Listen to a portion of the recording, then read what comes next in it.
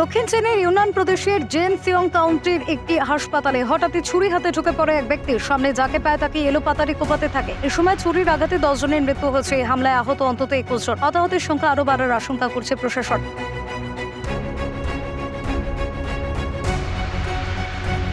Hong Kong ভিত্তিক south China morning post জানিয়েছে, police সন্দেহভাজনকে গ্রেফতার করেছে কিনা তা এখনো জানা যায়নি। প্রাথমিকভাবে রাষ্ট্রীয় গণমাধ্যম হামলার ধরন উল্লেখ করেনি। তবে সোশ্যাল মিডিয়ায় প্রকাশিত সিসিটিভি ক্যামেরার ফুটেজে দেখা যাচ্ছে হাসপাতাল প্রাঙ্গণে একজন ছুরি হাতে দৌড়চ্ছে। স্থানীয় এক বাসিন্দা দ্য পেপারকে বলেছেন, এটি বেলা 11টার দিকে ঘটেছে। হামলায় কতজন মারা গিয়েছেন সে সংখ্যা এখনো জানা যায়নি।